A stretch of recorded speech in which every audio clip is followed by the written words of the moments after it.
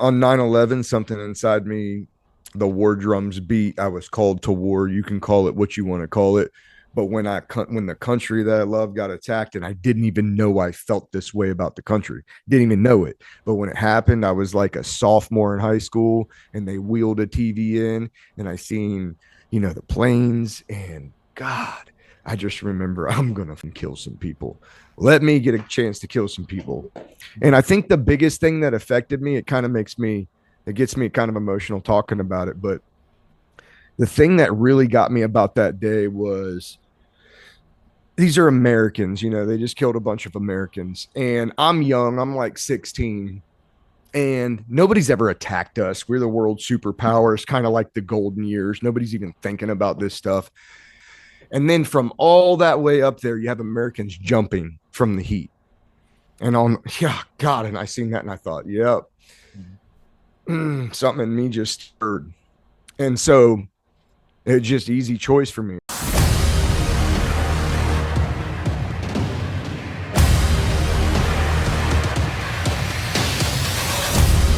What's up, Hero Stock Nation?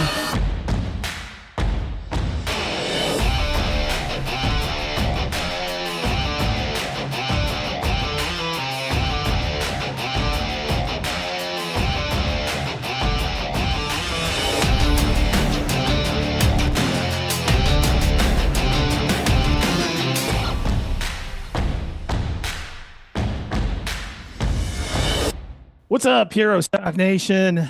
How the heck are you all doing out there? I'm Tom Lamog, host of the Roundtable where Heroes Talk. I'd like to introduce you to Matthew Jones, who is our co-host. What you up to, Matt? Oh, same old, same old. Just living life, loving life.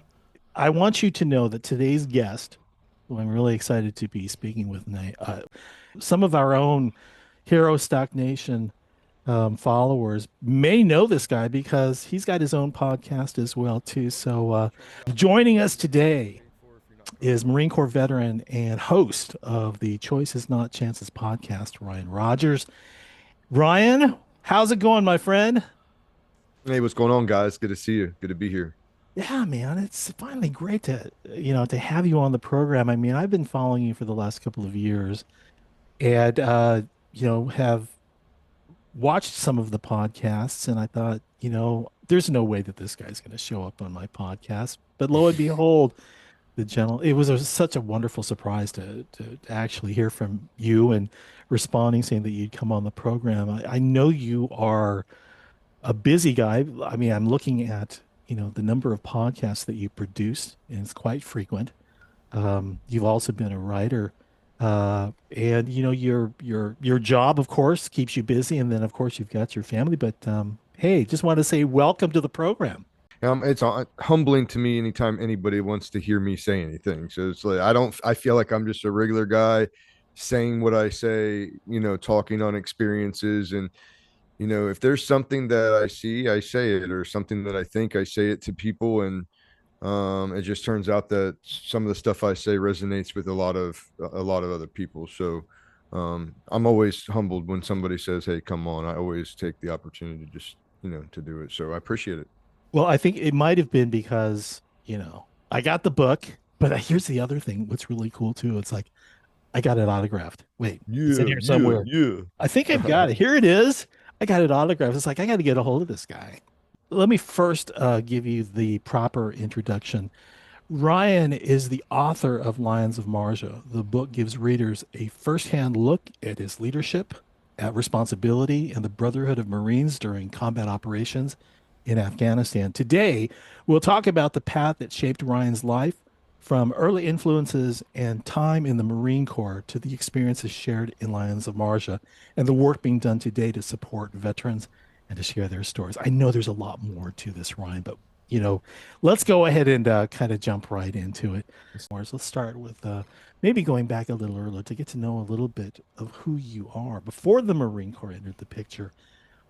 Can you share some of the experiences or influences that shaped you at that time before you entered, the military? Sure. Yeah. I come from a family of six. So originally there was four boys, and then my mother and father. And you could probably call my father would lie in the hyper aggressive model now that we see in the postmodern world here. So like he had us wrapping dish rags around our hands and fist fighting on camera in the early youth, so like that, hunting, trapping. um my dad was always very patriotic, both my parents, and we were, there was religion in the household, which wasn't an option for a long time. It became an option later, optional, I suppose you would say later, but in the beginning it was quite frequent. um and so I think it was nice because I was never alone from the time I came out. I had an older brother with me and then two younger brothers. And so I was following somebody for the first couple of years, and then I was leading to somebody's for the rest of my life kind of thing, or at least until I left for the Marine Corps. And so there was that. And then there was also, my father was very, very competitive. My mother too, but my father was very competitive and not somebody that would, not somebody that you don't place second. And if you do, it's because you gave it everything you got and you just got beat. And if you do get beat, you get beat like a champion. And that's not blaming somebody or blaming a ref or blaming a call. It's owning the fact that you, or if it's a team sport, you and your team didn't measure up. And so I say that now because I coach sports now, and my kids are in sports now, and now they're coming into school sports and such. And not everybody has that, and you have people that have children that are wigging out. I'm trying my best to make sure mine aren't that, as a father now. But so that's how I grew up, and so um, me and my brothers were just just like anybody else. You fight, you bicker back and forth, but we were tight, and now as adults we're all very, I'm probably, separated from everybody, but still very tight, very close. um About your dad then. So, was he in the military before? I mean, what that's is a it drove him to do that's a what he good did? question, Tom. So, well, I only know what I know, but some of the things that I know was that growing up for him was different than growing up for me. Sure. Growing up for him, there was different men in the household. His father, again, this is my essay on this. My situational awareness is very small because he was never in our life, Mhm. but from the stories I was told, he was a wicked genius with math and numbers, and worked for the government with computers and different things, and then became an alcoholic and a gambler and pissed his entire life away and chose alcohol and gambling, and that's just from stories that I've been told. Um, but so he had the experience of his father early in his life leaving and being gone and choosing these other things over him. And then, he's got a mother. She's single. She's trying to figure it out. And this is my grandmother I'm talking about now. But, there were different guys in and out of the house, and not always good ones. And so my father had that kind of coming up. And for him, alcohol and drugs was so bad in his youth that he would never have it that way. And the rest of his growing up, from most of the stories I'm told, is my great grandfather, who fought in World War II as an army medic, ended up raising most of him through the rest of, through a lot of his like teenage years, let's say. And then he also got into arts in his teenage years, and I think that gave him some and some drive right there. um, as far as, he went deep into some of it. So there's a lot of discipline it takes to do a lot of that. But what's wild is he always was patriotic and always was. I mean, the man to recite the preamble word for word at an auction. He's an auctioneer selling an American flag, and you watch the people move to their feet. He always had that ability to him, but it wasn't always theater when it came to, our rights as citizens and your duty as a citizen to vote and try to impact change on, for the better for the nation. And so he was just always like that. And even today when people say, did your father serve, or where did that come from, it's like, no, he's just a patriotic man that, maybe in another life he served, I don't know, but in this one, he's just a great father. He's a businessman. He's an auctioneer. He's a realtor and a real estate agent. Kind of cut out and cornered a market for himself, and he does well. But growing up, I watched my dad go from somebody paying him to him not accepting that anymore, and so and risking it all to open his own business, get his own licensure, and make his own way without anybody else. And so that, seeing that as the four boys coming up, that's powerful in a sense that if you're not somebody that sees a business owner or a entrepreneur as you're growing up, then you're seeing employees. And if you see employees, then you have an employee mindset. And if you have an employee mindset, that's the first thing you have to overcome if you ever want to own something of your own and drive that. And so even me, I seen it growing up, but then what? Then I did, a long time away in the Marine Corps being an employee and getting used to a check every 14 days or whatever it is that they pay you, right? And so I got in that employee mindset. But the mindset that I'm talking about is the one that says if you don't work and make that money, you don't eat tonight. You go every day, because otherwise the money doesn't come in. And that was something I got to see out of him as my formidable growing up before I would leave the house years.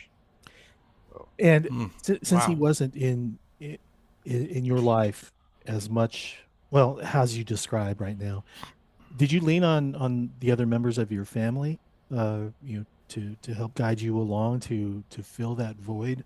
Um, You mean of my grandfather? well, I was thinking of your brothers, the rest of your family. Are you close to them? And Oh, did you maybe, take away some things, um, from them, in the way of direction and guidance? Were you leaning on them, or other members of your family? yeah, I mean, that was all about my dad. So for him, he probably leaned on his grandfather more than anybody. But for me, I got the good father. I got the great father. I didn't. There was no void as far as fatherhood was concerned, and myself and all three of my brothers. Original. There's more that came later. Another brother and a couple of sisters, but from that original four, everybody's got their kids. Everybody's doing great. We had great mentorship as far as that's concerned. But again, to answer your question, I mean, I've always leaned on all of my brothers for support, and now my sisters too. Even though they're younger, they're a big part of my life. But what I would say, if there was ever a void, is when I'm alone. That's when there's a void, because I was never alone, never. And then you go to the Marine Corps, and I've got all my brothers with me, and we're fighting together. And then and where a lot of guys get stuck is that transition out, because you have all those brothers and all that support structure and their extended family, everything, and then whop, you transition out, and you start looking around, and those walls start closing in, and there's nobody. So you got to, I mean, unless you have somebody, I think it's vital that you have a support structure, which we can get to that later. I'm kind of putting the cart ahead of the horse. There's a lot to kind of pick apart here. Here's what I, will say is that, having gotten to know you through your book and through some of the podcasts that you've done, leadership is a this is like at the heart of who you are. I mean, this is something that it's like you definitely want to lead. But how did you get there? I mean, I guess looking back at some of the stories that you just shared, did you learn some of this through your father, through your brothers, through your grandfather, through other family members? And if so, maybe you can kind of, what is it that kind of pulled you in that direction? Was it Just your my family? dad is the biggest thing, man. My father was, I mean, he's a leader everywhere he went. When my dad opened his mouth, people listened. Mhm. Um, he was a youth group leader at the church for a while there. He was a leader at his businesses always. Ever if we were where people would follow my dad. And I got to see that. Uh, as I get older, there's a lot of my family members that were just naturals at speaking to people, and at like storytelling. And if you can tell a story, you can get in people's emotions, and if you can get in their emotions, you can light something with them. And so I grew up having a father that was a really, really good storyteller, and people wanted to be, or people gravitated to him. And then as I got older, I mean, that's just I don't think my next book is called Practicing Leadership. We can talk about it later, but I try to investigate, are they born? Are they taught? Is it a little bit of both? Is it emergence in situations? Mhm. And I talk about all those things in the next book, but I kind of break down and try to understand myself and where that came from with me. And I think a lot of it came from my father. Mhm. Some of it probably comes genetically, but I think also a lot of it um was team sports. I'm coming up in team sports and I had a hyper aggressive and competitive father, which made me hyper aggressive and competitive. I did not like to lose. And if you're in a team sport, that means the whole team has to get better, which means if I'm the best, I have to help the whole team get better. And a lot of times I'm not the best, which means we have a coach rallying to get this whole team better, which is why I preach the importance of team sports for young Americans. You have to learn that. And you learn how to follow your peers, and you learn how to lead your peers, which is even harder. Um, and I talk about that in the book, in practicing leadership as well. But um, leadership for me has just always been, and it's something I've always strived for, because I've seen bad leaders and I've seen grave mistakes that happen because and outcomes, dead Marines, dead people, because bad leaders decided to do something or not do something. um thank God I had good leaders in Marjah, because in different deployments I had bad ones, and if I'd have had them in that city, way more people would have died. And that's the importance of it. And so now when I consult and I talk to businesses and I go and do leadership talks and um, little half day consults where I speak to revive companies, it's like that's half of the battle right there. That's half the battle, is getting people up, understanding, getting on the same common course. See, a lot of people are going through life and they're not doing what they're passionate about, right? And so if you're not passionate about your work, then you're not going to give it 100%, right? A lot of times a leader can change that around. If you have the right toolkit, if you have the right knowledge of what to go in there and how to implement change, you can change that around and people can really get passionate about their jobs again. And I enjoy that. Whether it's sports, whether it's business, whether it's writing, I enjoy bringing that out. Yeah. This is you, I know you're sharing some insightful stories here, and I know that we're going to be touching that as we progress through the interview. But do before you entered the Marine Corps, before you enlisted, and it's like this is what I definitely want to do. Do you recall? And I'm just go back to leadership for just a moment here. Do you remember the point in your life that said, you know what, I'm more of a leader. I would rather be in charge rather than be the one that's following. Was there something that stands out as a memory that said, this is my direction, this is my path?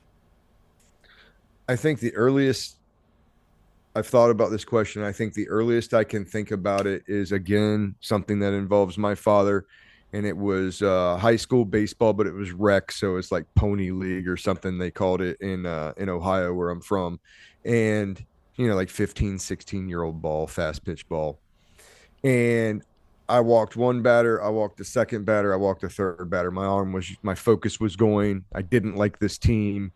We were up at the time, but I started to feel like my shit was slipping. And my dad calls time. He comes out to the mound. Bases are loaded now. Maybe like just two outs, I believe.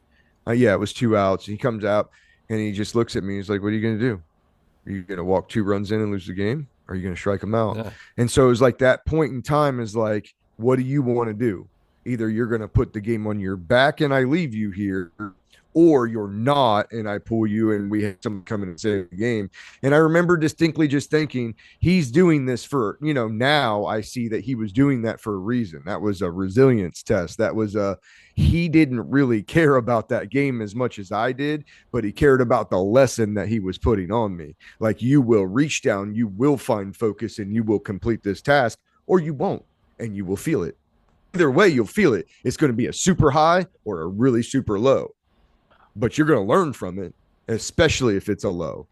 And, I muster up the courage to get the out at some point. I think one guy maybe, got a hit. Maybe they got one. I don't remember exactly how it went down, but we ended up getting the out, stayed in, get the out. And I think at that point, in my young life And then in my adult life was, I think in boot camp for me was just so easy. And it wasn't easy for a lot of people.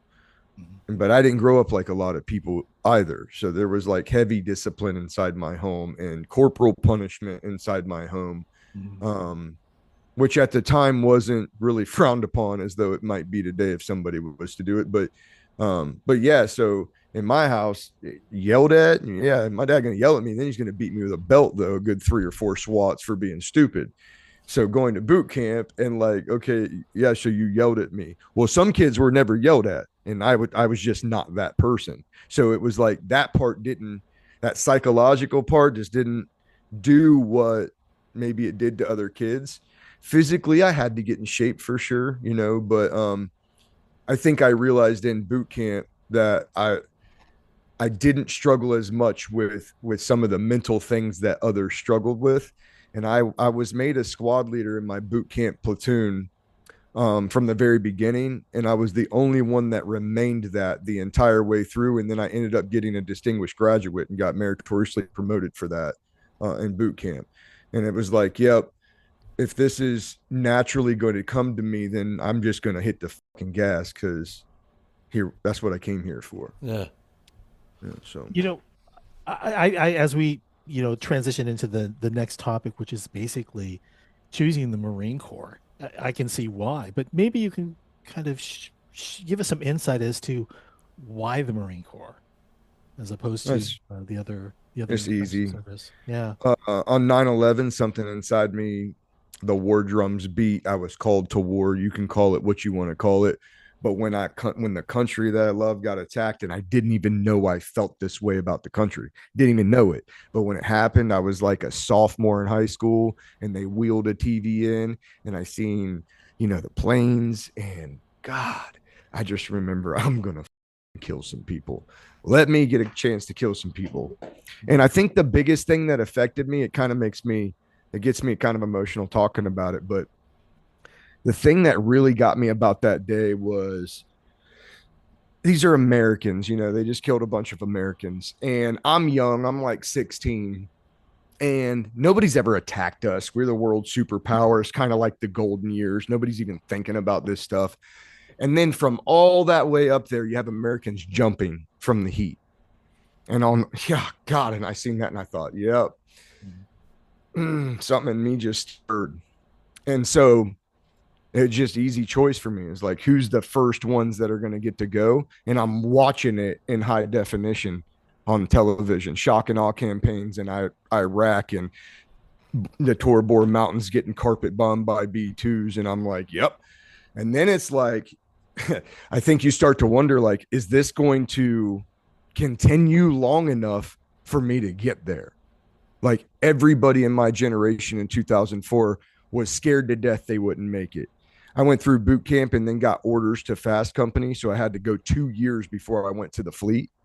And I was scared to death I was going to miss it. I'm thinking by '06, I'm finally going to get to a Victor unit and this war is going to be over. Little did we know. Yeah.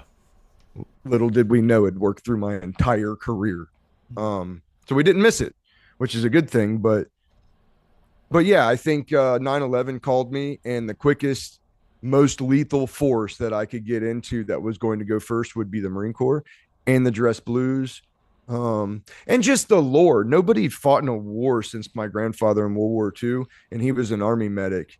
But like I had a step grandfather, and he was on birds in Vietnam. And then I had another one that was related through a grandparent that was in Vietnam.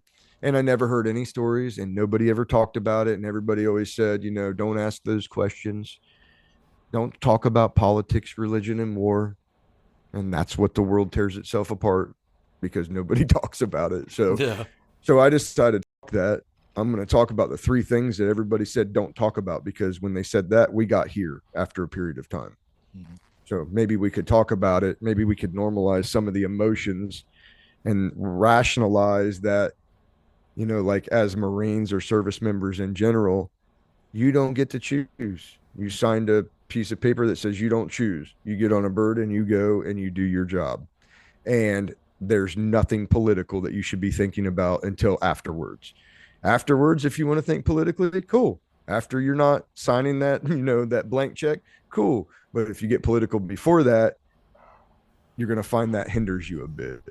So, and I don't know why I bring that up other than to say that there's a lot of politically driven shit in the news and everything that's going on with current day shit. Yeah, So. I want to say I'm actually happy that you brought that up because I feel I think I'm seeing the stuff on social media platforms that you're mentioning right now, where there are engagements taking place and you have spouses back here that are you know saying certain political things about their service members and what they believe politically and what the big orange man and the White House should go pound sand. And it's like these guys have no idea what exactly is happening here. Well, you the other know thing is, just in short, those wives back at home don't know that their man of a husband, this meat eater, bangs his fucking chest wanting more. yeah. So there's and that. and I'm seeing like Can't be too bad. I worry about things like operational security. That's a So bad thing with the internet these days. yeah, you got spouses out there saying my husband's in this place all because this man gave this order and they're on this Yeah. ship and they're going. It's Yeah. like Bad. I lost my shit a couple days ago from something I saw. So I feel like what you're talking about, I'm seeing it. Um, yeah, it's crazy. Unfortunate. Hopefully, everybody can understand that when they tell people where their husband is on a ship somewhere and they name You it, just well, you just jeopardized gave some everybody. intel about that ship to somebody that's definitely like China scrubbing all of our intel, open source internet right now, and direct lining it to Iran. Yep. So if you're out there doing that, you shouldn't do that. Mm. So I mean, there's a lot to be learned here for sure. The truth is stranger than fiction, man. It's like The truth is weird. people don't get it. Yeah, yeah. Hey, so Ryan, I want to go back to, when you made the decision to join the Marine Corps. Um, in the back of your mind at all, I'm going to guess that there was really no thought about this is my career, this is what I want to do. I want to lead people. No This thought. was like, no, that didn't even, when did that happen? Because, Well, the Marine Corps does a again, really good job, Tom, of fostering that at a very young age. They're the only branch because I've trained a bunch of all of the different branches except for Space Force, I think, and maybe Coast Guard. I've trained them, so I see them, and I Mhm. see their OPSEC or their operational planning, and I see that stuff. And the Marine Corps is the only one that'll take, a PFC and a Lance Corporal and say, "Hey, it, get around this thing and brief this thing right now." And 90% of the time you get that eyes wide, what? But they'll do it. They'll fail. They'll criticize them, critique them, tell them what they did wrong. And in a week, sometime later, he'll be told to do that again.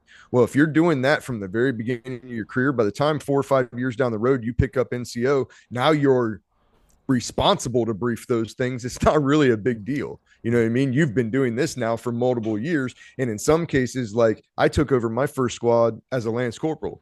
I had to be that good as a Lance Corporal because now I'm leading other people that are my same weight, and I'm in a billet that was a rank or two above where I'm at.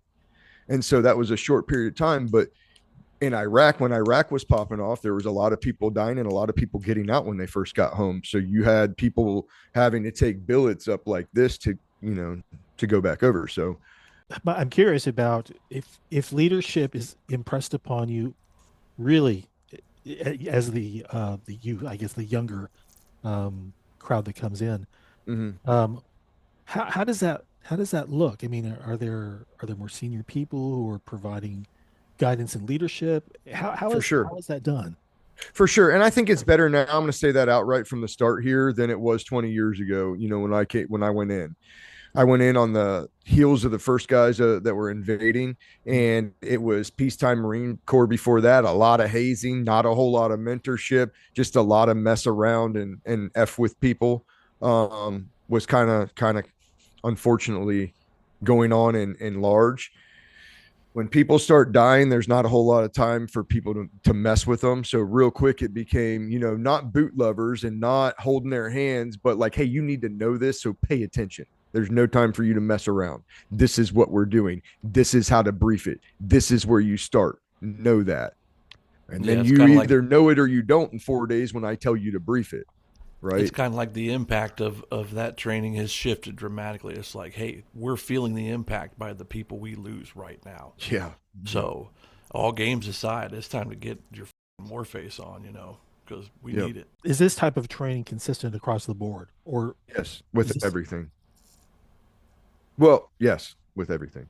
okay? I mean, I'm a civilian contractor that trains uh, small arms, short bay, CQB tactics to every boot that comes through the East Coast through SOI as an infantry student, and a lot of the Marine Combat Trainer non O3 types. We're training them too, and I tell them the same stuff, and we train them how to shoot, and we make it real for them. And in those scenarios, there's leaders. Hey, you lead this. Hey, you take over here. And the NCOs, even at the SOI level at the School of Infantry, they're not even fully read in yet, and there's leadership. So it's from the very beginning. It's from boot camp. They establish squad leaders in boot camp and a guide in boot camp and somebody to run the whiskey locker and somebody to take notes for the drill instructor. I mean, it's from the very beginning. Mhm. And then you look at if you and comparatively in this, there's no shade being thrown. It's just the way they work. A lot of times in the Army, you're an E6, you're an E5 or an E6 before you're really trusted with anything. I had E3s that were entrusted with $2 million worth of gear in combat operations. E3s, first term, Marines, and in some branches, E6 doesn't have $100 worth of gear to him. Yeah. And some of that's just nature of their business or their whatever, but you know what I mean when I talk about the Army just does not give a whole lot of leadership billets to people until they start moving up into that NCO or even that staff NCO Yeah. level. The Navy's a little bit better probably about it, but my experience with them is a little bit soft. So, Yeah, I think one of the things that the Army did is, when we were seeing, that the conflict in Iraq and Afghanistan wasn't going to end anytime soon. You saw people that were getting promoted downrange, and then when they would come back, they would be required to fulfill the obligations, whether that would be like a PLDC or an ALC or something like that, or ANOC or BNOC. That's what the Army called it. But then you would also see like there would be people who would come back, they would get their stripes downrange, and they wouldn't fulfill those obligations. Like, okay, well, you can't just stay there. Like they would administratively reduce you down to the rank that you were qualified to hold if you didn't fulfill your obligations. So, which I agree with. I'm not yeah, saying I don't agree with it. I absolutely. agree with that. And the Marine Corps is kind of got a little silly there for a while because that's not an option. Once you get promoted, unless you're going to get demoted, you're there. It's not like somebody's going to reduce you administratively. No, you're going to get knocked down. So if you don't do anything wrong, there is no administrative. But you could get put on like a peer review board, or something of that nature. And if you fail that too many times, they could reduce you. But sometimes early, when Iraq went down, kind of before the next Afghan push, you've seen a lot of guys kind of get promoted and maybe ahead because of their billets or where they were at in Afghanistan, essentially. And some of them do great. They come back and they do great things. They just trial by fire. Some of them, same thing you're talking about, probably should have been administratively reduced once they came home. Yep. After a period, anyway. Yeah, yes, sir. Let me just ask you this. So at least from what you're sharing with us right now, you've seen a lot of leaders, all different styles. Okay,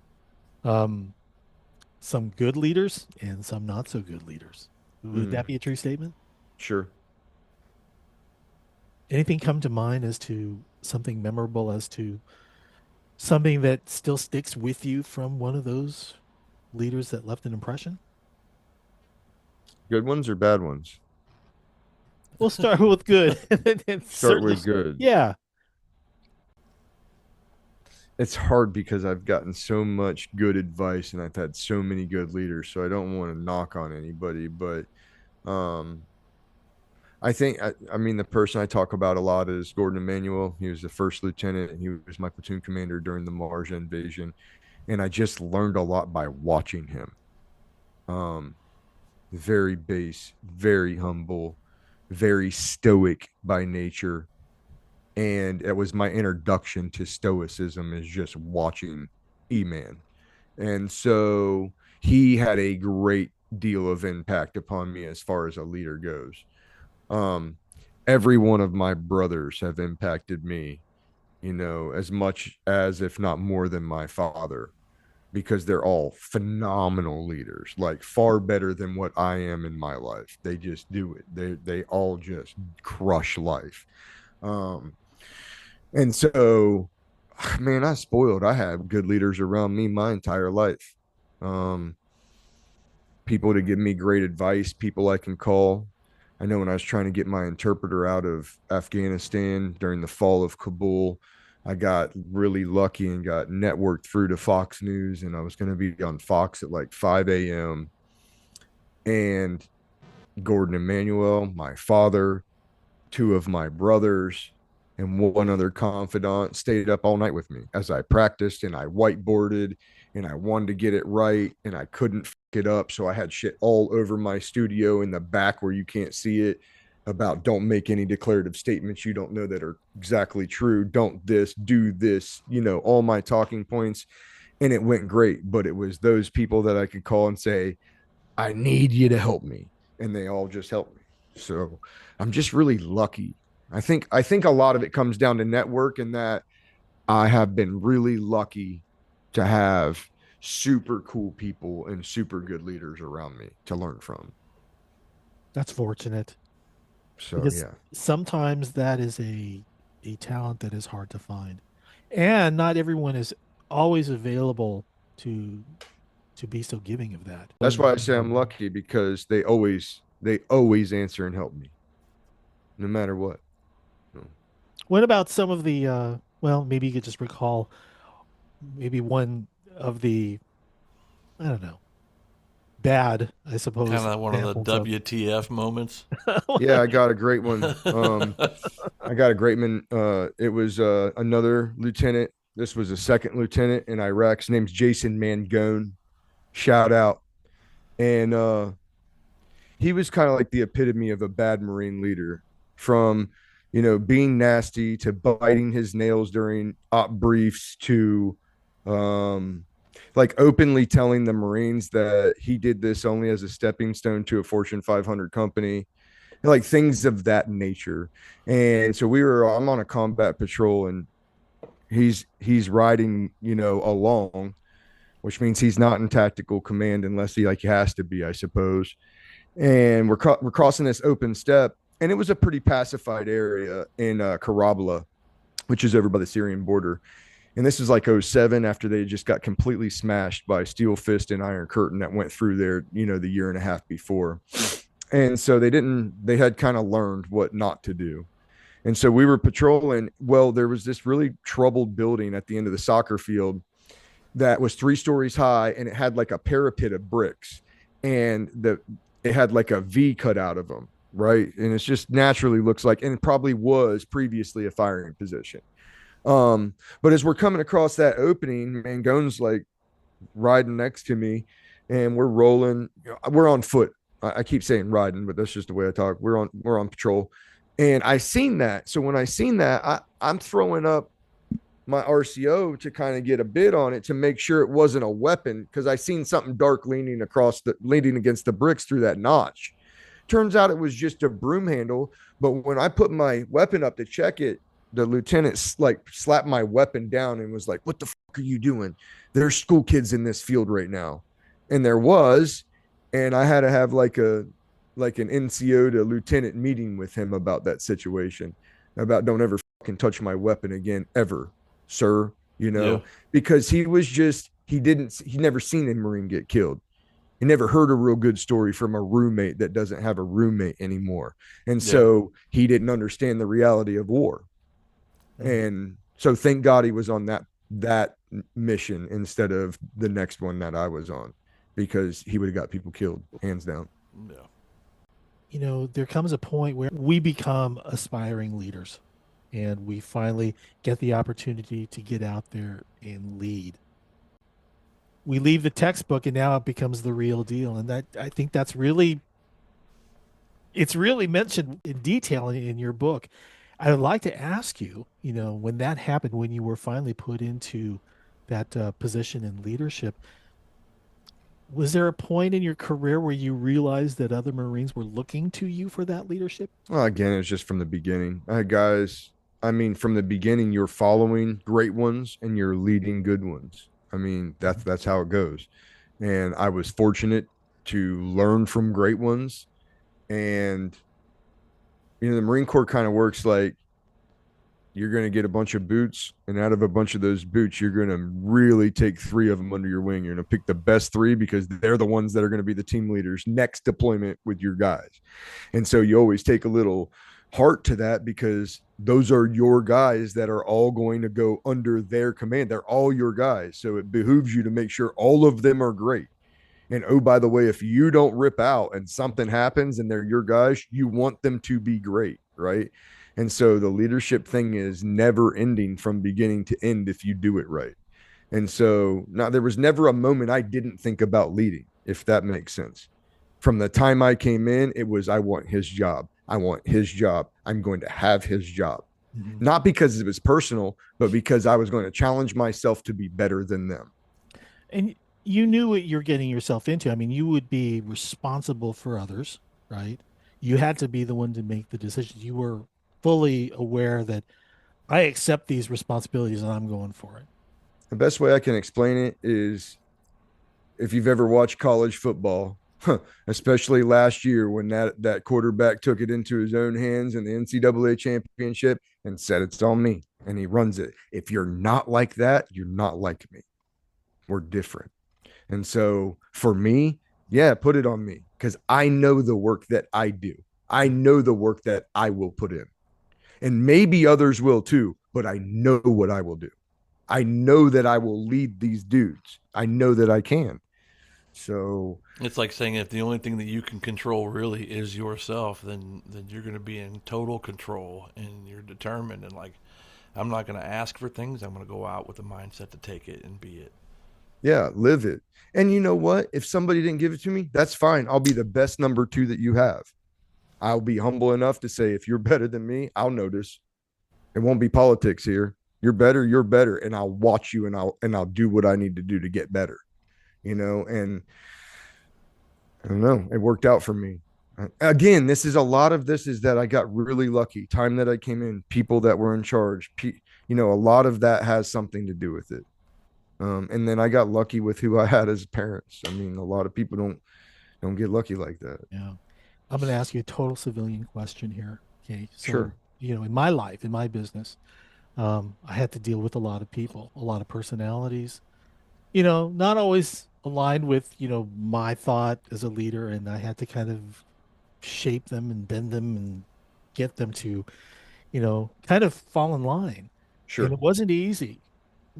Are, did you come across challenges like that where it's kind of like you've got, someone who's just not willing to kind of follow the instructions that you're providing? And if so, how did you deal with that? Because I mean, I guess the impression that I have is I'm going to say something and you just better do it. Is that the case, or do you I come across never I challenges? never led like that. Well, let me say never. Uh there might have been sometimes early in my career that I thought that was the way. It's not. It's not the right way. Um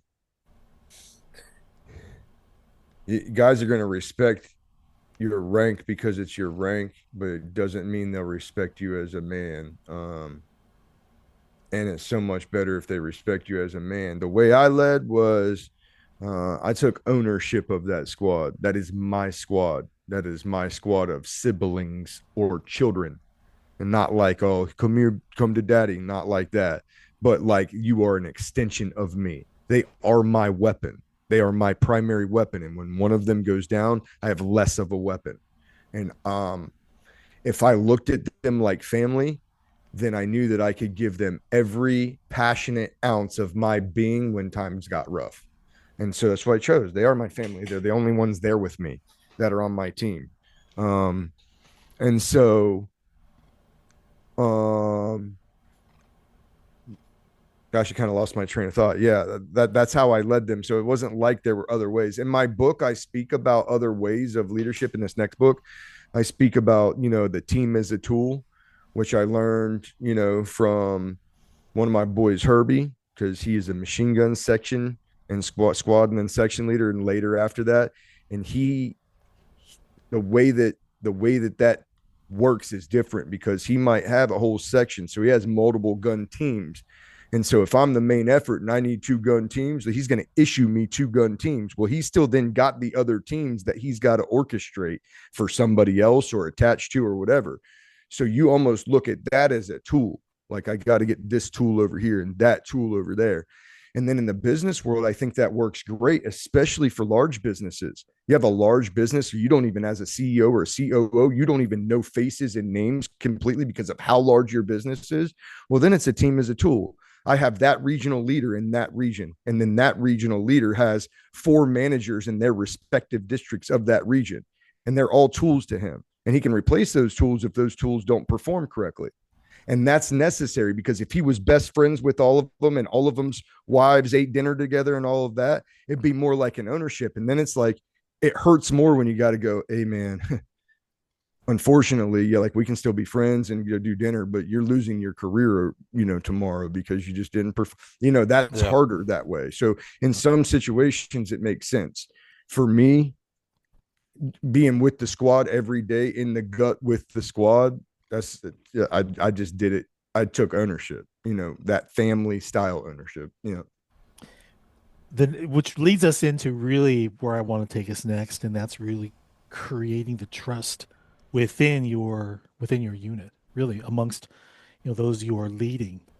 Yeah, I think there's right ways and wrong ways to go about it. I think everybody kind of has to feel that out as they go through to establish their way.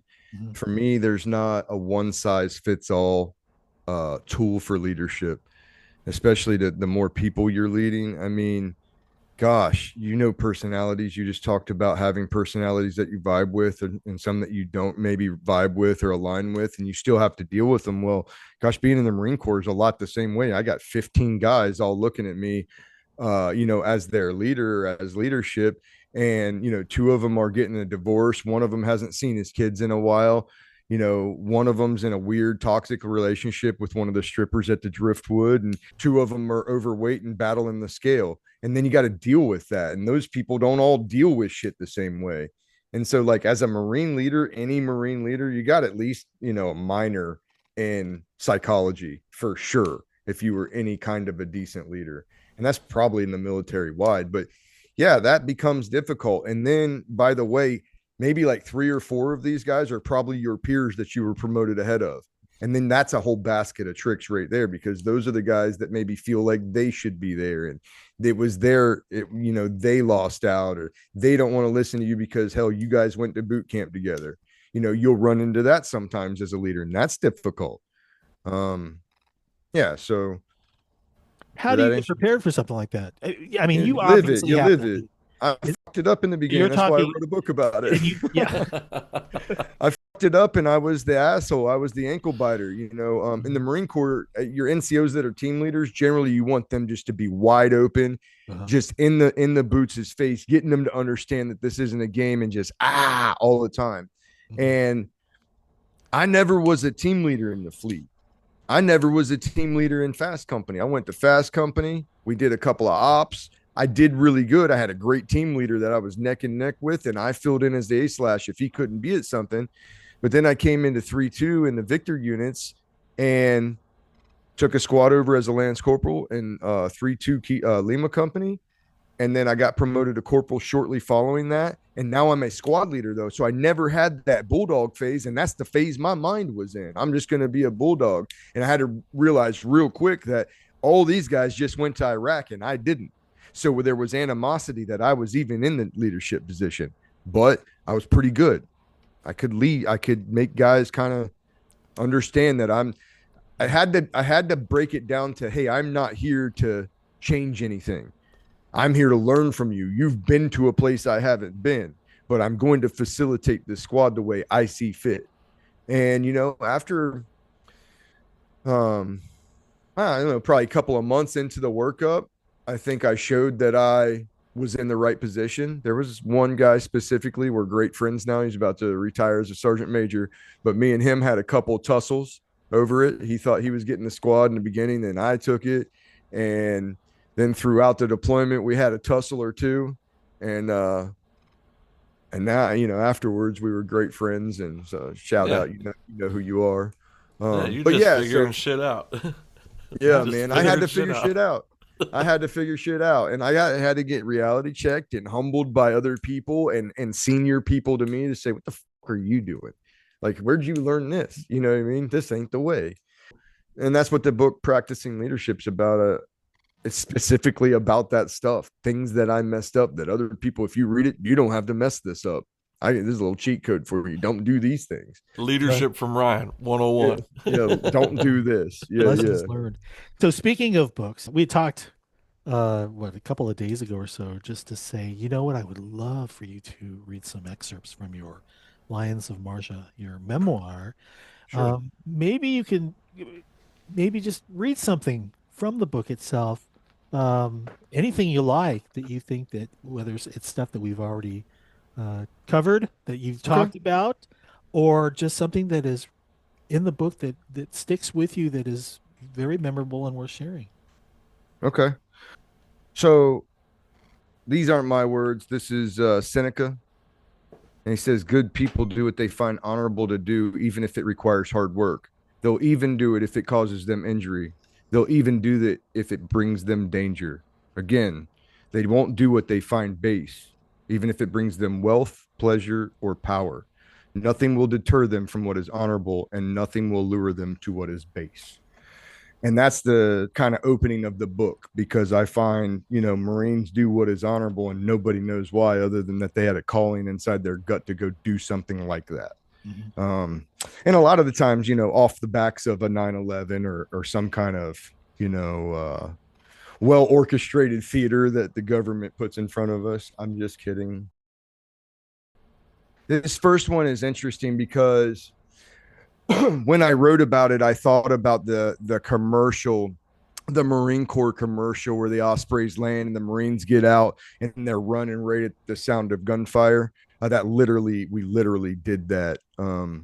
Like one day after getting off the Osprey or so. So the Osprey wasn't still there, but in this situation, we linked up at the CP. This was after day one, so the night of day one came. We all linked up at the CP to sleep. They had a big compound. They had machine guns on post. So we worked from where we were in a gunfight all day up to their position. And then the next morning, we were going to push as a platoon out, a platoon reinforced out of that position towards the other two platoons. The other two platoons landed in different spots. So they had different locations on the battlefield, and they were like southwest of us, I want to say. And so we were getting ready to, or we had just pushed in this excerpt, we had just pushed out of the building and turned towards the other two platoons to make our movement as a big, wide open tactical column, essentially, until we could establish the battlefield with them, and then take movements into battle formations into the hit, right? And so it says, this is page 52. Anybody that has a book, I don't know if you want to follow along. If not, okay. About 300 yards into the movement, the sound of belt-fed machine guns and RPGs pierced the air. Immediately, the sounds of return fire were awesome, and that were the awesome and terrifying 240 Bravo, mixed with the sweet sound of friendly small arms fire, and erupted to the northeast. Following the initial fire, the air was flooded with rounds of all different weapons and systems from all different directions. The intensity level escalated to a max, and everyone got a little hitch in their giddy up. As the anxiousness grew, we were marching straight into the fire. The key leaders who had radios on them, such as Staff Sergeant Wright, all the squad leaders, the LT, and some of the attachments could hear the chatter from 3rd Platoon, who was in contact. Reports of the enemy started to flood both the company and platoon networks.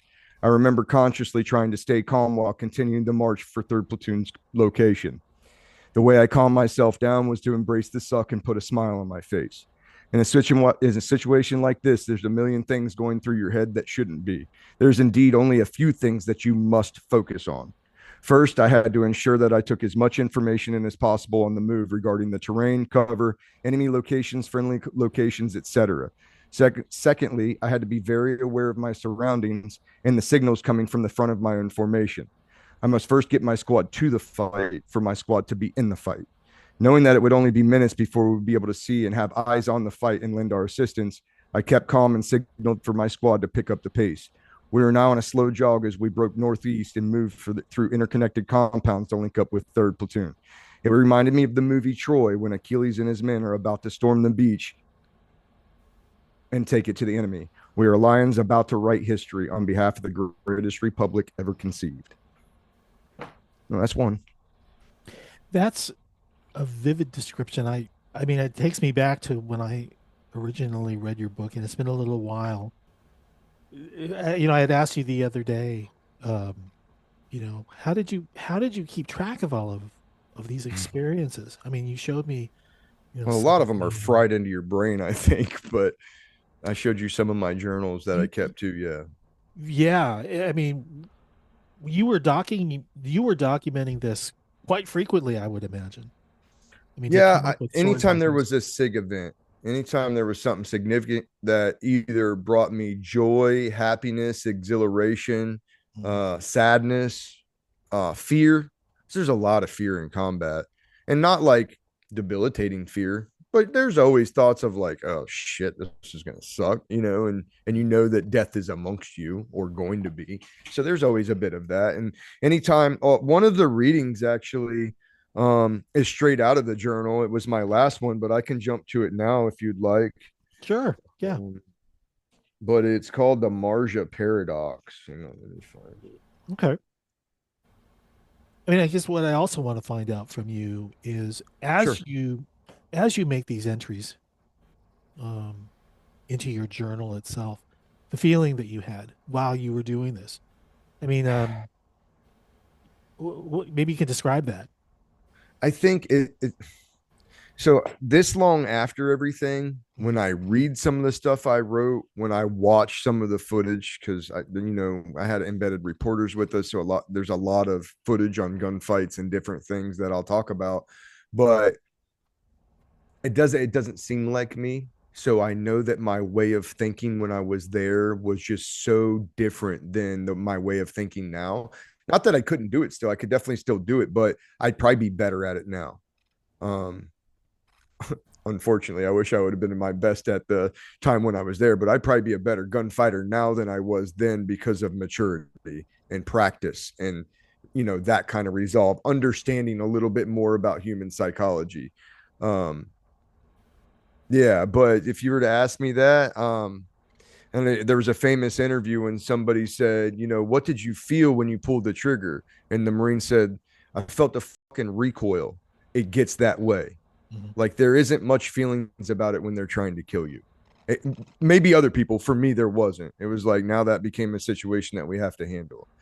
Now, did I handle it that well after the fact? No, man, I didn't. I didn't handle it well coming home. I wasn't good at it.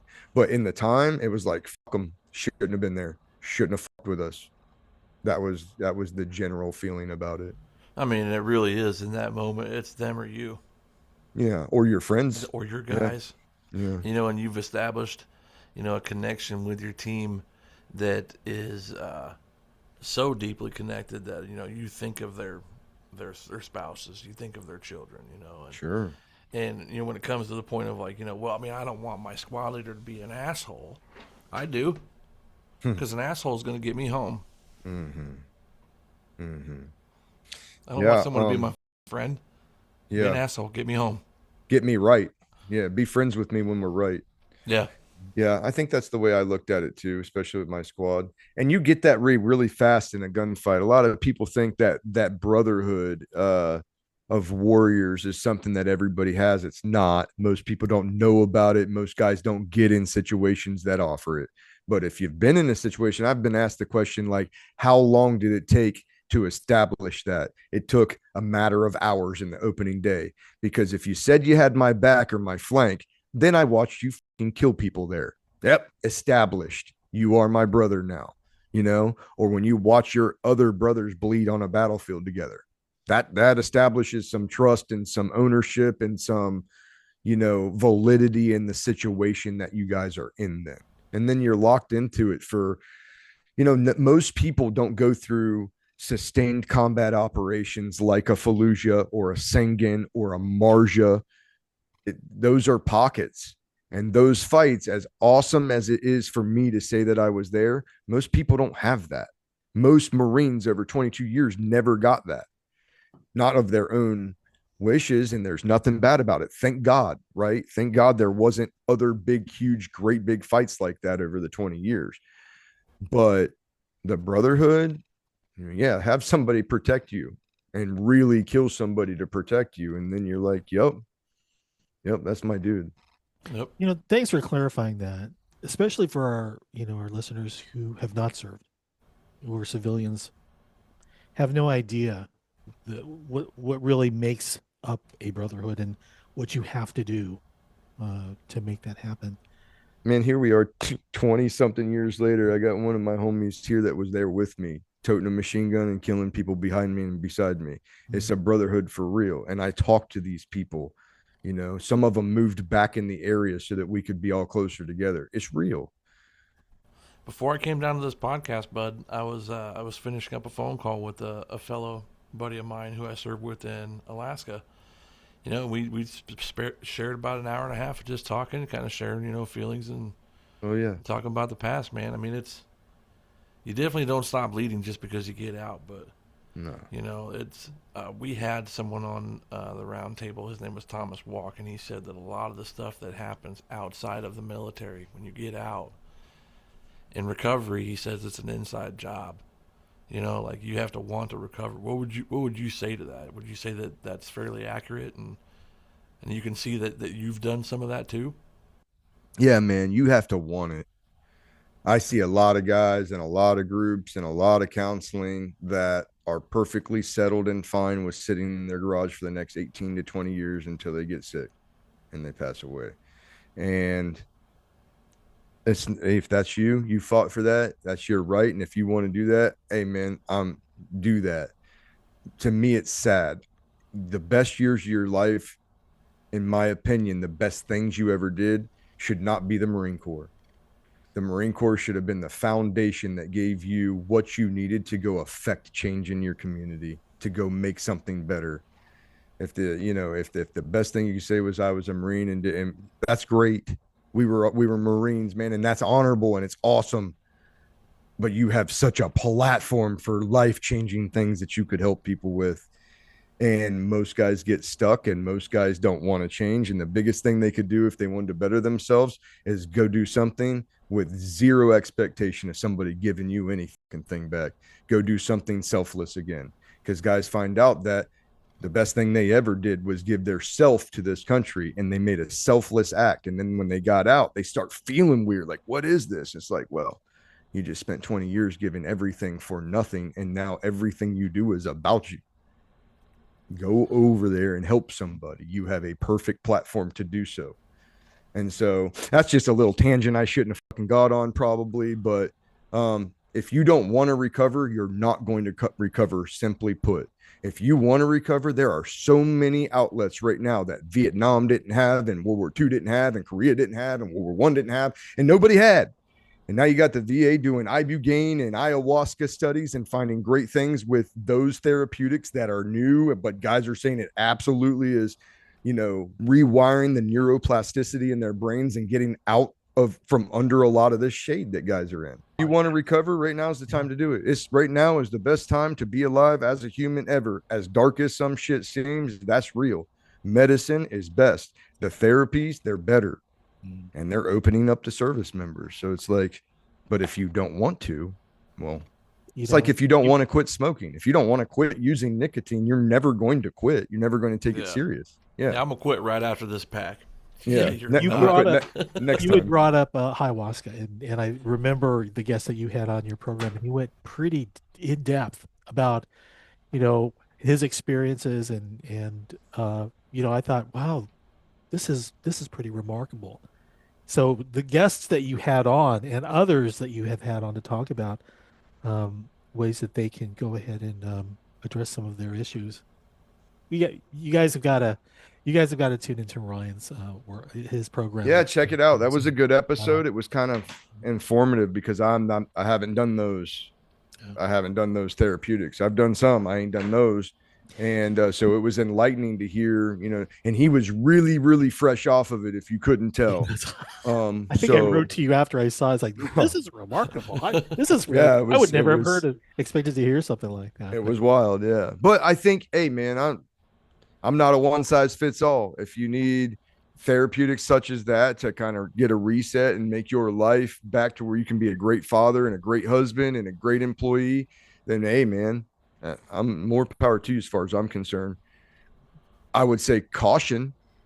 Don't become an addict of something, because that's the antithesis of a good father, a good husband, and a good employee and a good friend. When you let something completely take over your life, you can't be good to anybody at that point. You can't even be good to yourself. But if it's therapeutics, hey man, I'm about it. There you go. Hey, you said you were going to read a section out of the book. Maybe you can tell us a little bit about it, and then yeah, sure, absolutely. Okay, so it's kind of sick to even say this, but the Taliban had such a grip on these people that they would send what was called night riders, and these night riders essentially would take packages, IEDs, drop them off with a farmer, maybe snatch one or two of his daughters, or just maybe leave a note that says, we're watching you and you will either plant this bomb in this location, or we're going to rape, kill, and behead all of your daughters and your wife. And we seen that kind of stuff happen. Sometimes that stuff would happen. And then 9 times out of 10, that farmer gets smoked by some 18-year-old Lance Corporal sitting behind a 240. And both of those things are admirable, because if I was the father, I'm planting that bomb. And if I'm the Lance Corporal, I'm smoking the farmer. Right. And that's just the paradox. And so the Marjah paradox reads: the Marjah paradox. The Taliban break in at night and capture a farmer and his entire family. They tell the farmer to go plant a bomb outside a Marine base, or they'll rape and kill his family. The farmer attempts to plant the bomb, as any father would do, and admirably so. The 19 to 22-year-old Marine will kill the farmer every time, and admirably so. The older I've gotten, the more I believe these words that I felt at the time. Some of these people were good people just stuck in an impossible situation. They're doing their best to survive in a world that was 100 times more violent and ruthless than us privileged Americans are accustomed to. What, I ask, would you do if you were put in the farmer's shoes? My gripe is not with killing the farmer. I've been that guy. It's with the evil man that manipulated someone with their children and threats of violence. That person is pure evil, in my opinion. That is the Marjah paradox. When I remember reading that, and it was, what do you do? I mean, you kill the farmer. Yeah, you try to find the night riders and the Taliban guys that are doing it, and you try to kill them. Yeah, exactly. I mean, this is like a leadership decision as well too. In the way that you describe it, the way that the words that you choose, they're just, again, they're so vivid, and it is like being there, and you're feeling the what do I do, and what's the right choice, and everything else that goes with it, which I can't speak to. But after reading what you had written, I thought, I got a better idea now what you're going through. Yeah. Gosh. Yeah, it sucks. It sucks for the farmer for sure. So, yeah, thank you for sharing that. I want to go ahead and move on to the next topic, which is transition out of the Marine Corps. Was it harder to deploy, or was it harder to come home afterwards? It's always harder being home or coming home. It's harder for me being home now. And that's a terrible emotion, or maybe not terrible. It's just different. It's different. You train your whole life to do a thing, and then you go do a thing that you're really, really good at. And that thing just becomes easy. I wake up, I go kill the bad guys. I come home, I don't lose anybody. We try to take it to the enemy. You're not talking about bills and what's for dinner and all the mundane things of daily life. It's like, I don't care. I don't care what we eat. I'm a man. You put food in front of me, I'm going to eat it. What I care about is making the decision every single day. And then, it that is the daily grind that I talk about, and that a lot of people talk about. As far as, man, deployment was easier. I don't think about anything. I don't There's things that I have to focus on, and none of them are unimportant. All of them are equally important. Um, and I just think a lot of combat guys get that way, and maybe is I don't know, man. I don't know. I just think that once you go there, things change. I think that there is no killing like the killing of grown men, and those who have hunted armed men long enough and liked it never cared for anything thereafter. And that's not my words. Mm-hmm. That's Ernest Hemingway. World War I really affected him. And I feel the same. I feel like guys that have been there and really been in it, 90% of them get a hook in them that they can't get out of. And then I talk about some of my podcasts sometimes, like, it's not PTSD, it's not any of that. It's literally sometimes I cannot connect to the emotion that somebody wants me, or I feel like I should be connecting to, if that makes any sense. You feel like And maybe you have to kind of try to work at to give them the response that you think they yep, want from you versus an yep. authentic "I don't care." Yeah, well, I have to work at the emotion, because I know Yeah, if I don't show the good emotion that I'm not feeling, then it could hurt their feelings. yeah, Right. And I'm not talking, I don't really give two shits about really anybody's feelings except for my kids and my wife. And so for them, sometimes if I'm in a spot, it's like a hug of my leg, or and I'm just like, I'm just in a spot where I know I shouldn't feel the way that I feel, yeah, but I know that in my head, I'm not in that spot. I'm in a different spot, trying to manage myself back out of that spot, because I do pretty good. I don't have problems like as much as I used to. We were talking about transition. It was horrible for me. I did everything you could do wrong. I drank to excess. I didn't stay around people. I secluded myself once I got out. Um, I didn't take care of myself. I wasn't eating clean.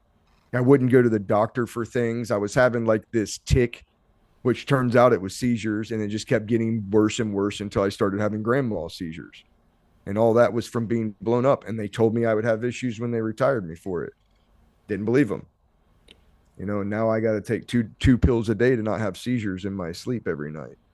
And so transition, I did every wrong thing you could do. Other than hard drugs. A lot of people do that. I didn't do that. I didn't yeah, join a yeah. motorcycle gang and deal meth. Um, but I Hey, did, Ryan, did the alcohol, and it delayed recovery. I don't know how much of the transition process, like basically when you were forced to retire. I remember hearing you share that story on another podcast. I don't know if you're interested in sharing that with our audience here about how what was presented to you, forcing you to retire. But I Yeah, I know don't I that had don't a lot mind. to do. That had a lot to do with how the story that you just shared about taking the wrong path. Yeah, it's just I was I was just super hurt by it because I didn't want to get out. Mm. I was struggling after Marjah. I was a combat instructor at Infantry Training Battalion, and I was doing good. I was up on a meritorious staff board. Me and a buddy had decided we wanted to go to Marine Raider Battalion, or MARSOC. So we sought out the recruiter. He gave us an ANS date, and to go there, you got to go do a special naval warfare physical. And so here I am on this super high. I go and do the physical. I got a check-in date coming up. I got buddies in the cadre. I'm feeling pretty good. And then they call me and they say that I failed the hearing test and I got to go see a specialist on Lejeune. And so I'm thinking they're just going to make me do the beep test, and I'm going to reset my baseline. Everything's going to be fine. And that's not what they did. They did some in-depth tests, because I guess of how bad my beep test was for the physical. And right there, then and there, that day after I failed a number of their tests, they just deadlined my career, essentially. Said I can never go to a live fire range, can't go down range, can't go into combat. Um, and I didn't even tell my homies. I was embarrassed. Like, I was appalled. I didn't want to talk about it. I didn't want to think it was real. I think some of my friends even were like, what the fuck is he doing? Why would, what is he doing? Because I was outside of that, I was pretty good. And, the PTSD stuff, they had this shrink on the base that they gave just to ITB instructors because so many of us came back from Marjah, Sangin, Streknawa area. They had issues, and so I was seeing that shrink on my own, but I wasn't telling like my friends about it. Like some of the guys that were there with me, they knew I was coming undone a little bit, but for all intents and purposes, my command didn't. And so that was tough because now I got to look at myself and wonder who I am without being a Marine. And my boys are all still going on. My homies are deploying for the first time of me seeing them leave. And I'm like just sitting here watching them leave. That was tough. So yeah, and then my identity's tied to Marine Corps. I wanted to do 30 years. I'm short of 11 when they do this.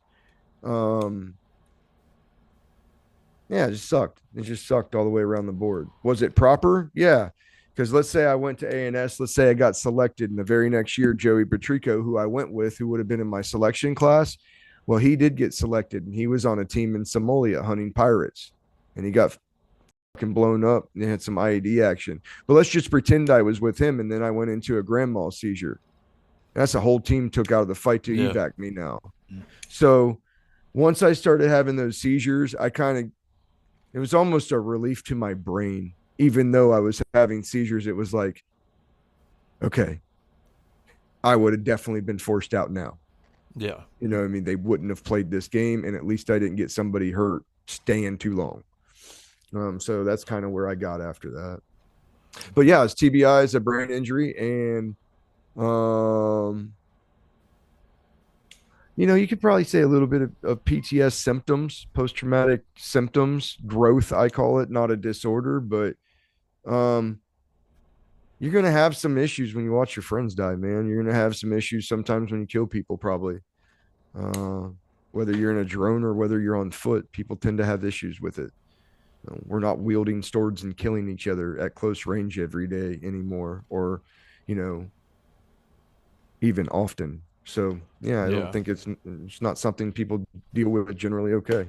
Do you think it's maybe like a common misconception that a lot of people will view anybody who is served under some capacity as if they are someone who has seen some form of combat? I guess do you see like where people have kind of made a notion that everyone's the same, and here we are. I think we're not all the same. Like I think people think that with all these careers that are, career fields in the military, it would be ridiculous to believe that every single person in the military has seen combat. There's in retrospect, the amount of people who serve and the amount of people who have actually seen combat that you're talking about, the number is so much smaller that people don't realize it. They don't realize it. I mean, like check this out. Even 2 deployments to Afghanistan, never fired my weapon. Never fired my weapon. Thank God. But yeah, I had never wanted to, and then something I didn't want to do, I had to do. I had to pull bodies off of Blackhawks. Yeah. And set them up outside of aid stations. Now, I was a vertical engineer, a plumber even. I was out there to build FOBs and little command outposts. Yeah. This isn't what I thought I was going to see, but it happened. Sure. I think that's a common misconception, man. I think you're right. And just to drive that point home, if you go to the Marine Corps Museum in Quantico, Virginia, a lot of times it's a traveling monument, but there's a lot of times there's a monument there. It's a flag. And that flag is made of dog tags of every KIA from the Iraq and Afghan campaign. And you'd think, God, there's thousands of them, right? Yeah, that's what you would think. Do you know how many people were KIA in 20-something years of that war?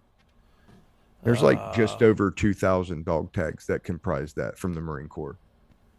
That will tell you how many people were in those fights. And the number is significantly smaller than the amount of suicides that have happened from Afghanistan and Iraq. Yep. Way, way, way smaller, I would say. It's But 2000, man, that means there was only 2000 riflemen that seen that style of combat. There was only, and maybe less, because a lot of those are IDs. A lot of those, were different situations. So it's just for the Marine Corps alone. And this is no flex. It's just the reality. When people think that everybody that was in did these things, it's not true. And it's nothing to take away from them. It's more like, thank God that we didn't have Yeah, way more loss in 20 something years of fucking around in the desert. yeah, absolutely. Do you find it hard to respond when people say things like, thank you for your service? Nope. Um, Nope, I don't find it hard at all. I find it to be a great opportunity to accept thanks. If I don't like it for me because I feel some sort of way, then you should accept thanks on behalf of one of your brothers that didn't make it home, because they can't fucking tell him thank you. So yeah, they say it to you out of the goodness of their heart, knowing nothing about what they're talking about, but wanting to show gratitude in some way, shape, or form to somebody that did something that they didn't do. And so for me, it's like, I love when somebody says that, and I wear a bracelet to talk about people that were there with me and say, you know what, thank you, this person did something. yeah. Thank you for saying that, because I know that that probably was, took a little bit of courage for you to say something like that. What kind of advice would you give to somebody who uh, struggles to find a response when someone says thank you for your service, because they want to kind of downplay their involvement or their service because they aren't one of those who came back messed up or who didn't come back at all. Mm-hmm, Perhaps mm-hmm. someone who believes because I didn't, I don't deserve um, those kinds of kudos. What would you say to that person? Yeah, I mean, it takes the whole machine for the machine to be successful, man. I'm one of the guys who's very, very biased and partial to the guy that takes it the last 100 yards to the enemy. That's who I was. But to think that there's not logistics and gosh, all the stuff that comes with moving an entire force across an Mm-hmm. ocean and getting paid and all of the things. We fuck around and call people pogues, personnel other than grunts in the Marine Corps. I'm Yep. sure in the Army too. Same thing. And man, some people even take that to extremes. But be the poke that's in that same battalion's AO and something go wrong and you need something, those Marines would throw their body in front of your face to Mm-hmm. catch a bullet for you, because that's what they do and that's who they are. And the Marines that were pogues, anytime I've been in a fight, man, Marjah was a fight. We had data com Marines that were riding with us and picking up a rifle. We had Chow Everybody. Marines Yeah. picking up a rifle. The next year, Leatherneck was attacked and air wingers took out the enemy. You know, that intramural bullshit is good competitive intramural bullshit. But when it comes down to it, man, America is America, and everybody got that same flag on their chest, man. So, Absolutely. like, if you feel for some reason bad, I mean, because I've maybe even been guilty, man. I have some PTS, I have a brain injury, but I'm not missing a fucking leg, and I'm not missing an arm. Um, I would say that you got to get over some of that and let it go. You put yourself in a position for your country the same as they did. You had a different job or you had a different task, and that's fine. And then I would say, thank goodness you are sound of mind and body and spirit to the point where you feel that way, because that means you really are okay if you feel that way. And this was never a dick measuring contest. You got in, you did good shit, and it's time to beat your fucking chest about it and move on about your life. Take the best parts of it. I'll leave that there. That's what I'd say. Yeah. You had said that you had gone down this path, the wrong path, the drinking. Um, but it also says here that you went back to school. You Mm. actually graduated magna cum laude in Homeland Security. What drove you in the direction of education? Yeah, the school one was easy. In 2004, when I shipped to boot camp, my mom made me promise her that I would get a college degree at some point, whether during or after. And so I was fulfilling that promise with an associate's degree. I fell in love with learning. At that point, I there was just so many things. I, 24, 25 years old, go to a community college, and there's so much that I didn't know about so much. And so as I learned and the more I learned, the more addicted to learning I got. If that sounds really, really weird, but that's kind of how it went for me. And I had some great instructors over at the community college I was at. And then so I got my associate's degree and decided that wasn't enough. And I still had benefits, money benefits left that I had earned. And so I went to American Military University online. I had done Okay. my community college in class because I wanted to get my study habits down and I needed structure. And I looked at it as my job. It's the easiest money I ever made for my benefits, for sure. Anybody out there that's a Marine or service member, easiest money you'll ever make. Look at it like a job, and you got another couple years of, uh, like lack of responsibility, if you will. But but yeah, after I got my study habits down, to go back to a brick and mortar school was stupid. It was gas. It didn't make any sense because I knew that I could manage my time.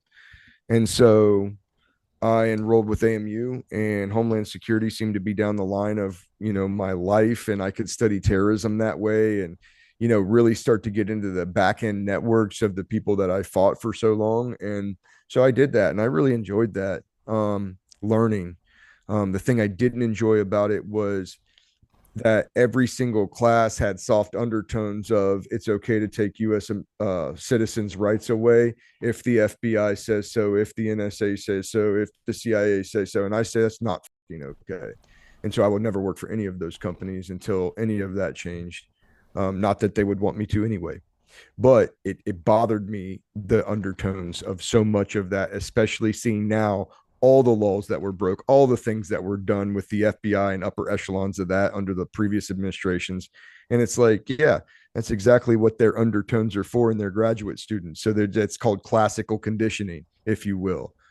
Freud, I'm just going to tell them a little bit. I'm going to tell them a little bit, undertone, undertone, undertone, Yeah. Make undertone. it And now okay. you're a good, prudent person in a position of power, and those undertones come to collect. Yeah, that's exactly what they do. And so I didn't like that very much.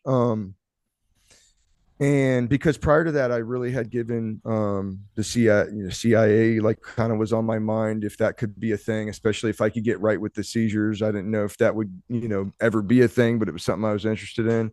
After my after my education, it was for sure not what I wanted to be in, and I knew that. So, but it did. The education was great. It helped me with my speaking. The other big reason I went back to school, not, it was 90% my mom, but it was about 10% because I was halfway through writing this book and realized I didn't know how to write. And so, like, there's a specific point in the book where if anybody reads it or anybody has read it, you'll notice that the writing changed about like maybe a third or halfway through. Because I started to learn maybe a little bit better of how to do it. But I'm in that's the great. same boat, man. I went to Wayland Baptist University when I got out to get a bachelor's degree, and I got excited about learning, and it, Hell it yeah. felt weird. But I found out I was good at it, and I was getting good grades, and I was good papers and whatnot. Mm-hmm. But then, it's like now I just sit here. I work in livestock. It's like, what the happened? Yeah, so what though? You got that knowledge, and knowledge Yeah. is power. Hey, I tell this to kids because I talk a lot at kids' schools and stuff like that. And I tell them every place I ever fought on behalf of the Republic, uh, they were downtrodden, they were dumb, they didn't have good schools, they didn't have good networks, but every one of those kids wanted school. They innately wanted school and they wanted to Yeah. learn because the easiest people to rule are stupid people. So there it is. There's my advice for people. Yeah. Good Oh, words. Good words. Ryan, I'll say this is that, when I watch your podcasts and I watch your style of interviewing, you come off quite academic to me. It's like you give it a lot of forethought. I mean, there's a lot of things that are spoken, and you seem to be right there on topic, articulate. You know what you're doing on that. And I thought this I'm going into this interview tonight talking to an academic, and I just I want you don't know to about know that. how well um, I see that in your work, and it really does show. I just I thought you'd appreciate like to that. know that. It's kind of like Appreciate saying, that. wisdom comes in the after, so, you know, later on in life is when you find all that wisdom. You know, when you look back, and that's why hindsight's always 20/20, because wisdom comes in the after. Yep. You know, so Life makes more sense when you watch it in reverse. yep, sure does. Truly. Yeah, I love that. Truly. Do you ever look back and say, "This was me back then. I can't believe I've come this far"? No. I don't think I ever thought about There's that. some impressive achievements that you've made that that we've gone over. I mean, to be able to, this is like magna cum laude. That's the second highest, right? And I then, got a B in physics. Oh man, but still, The you know hardest B I what? ever got. I was really happy You about were it. that close to Sigma. So, um, I mean, I would imagine you made some serious adjustments. I mean, you were talking about it saved you some gas, but still the you had to sit yourself down and study, and you had to really go through all the curriculum itself to achieve that. I don't know if that How was do you actually a compare hard that? thing for him after everything Well, we've I'm heard just today. I think he's just one of those guys like, hey, if I say I'm doing it, absorb. brass Yeah. taxes, I'm getting it done. But So still, I mean, not You've either everyone done can it or say it's that about to though. happen. That's right. No? I think that's powerful, and I've told people that for the last decade is Hmm. I'm somebody who, man, I see it. I see it and I say it out loud. And I don't just say it out loud to myself. I say it out loud to everybody who I respect that I know will call and ask me about it and hold me accountable. I Mhm. said it about the book. I said it about the podcast. I said it about my business. I said it about my day job. I say it. And Conor McGregor, the fighter, UFC fighter, is a lot about that. If you see it and you have the courage to speak it into existence, it will come. It will come. You have to work. I mean, you say something about an academic, man. The academic part of me, I learned far more from podcasts than I ever thought about learning at university.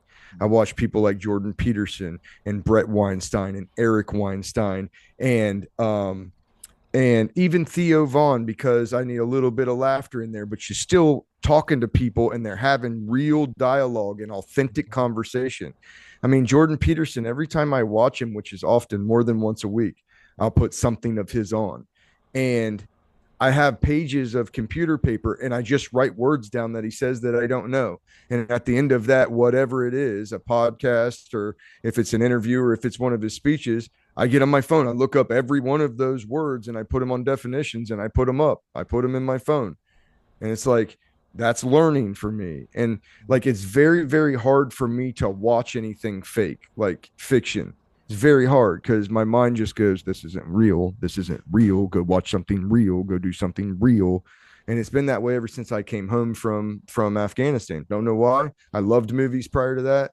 Now it's like, uh, you want to torture me, make me go watch a movie, unless it's like with my kids because they're happy. I don't want to do that. But you put a podcast on about anything real, it could be about Chernobyl. I don't care. I'm learning something that previous to that I didn't know about. And I really enjoy that.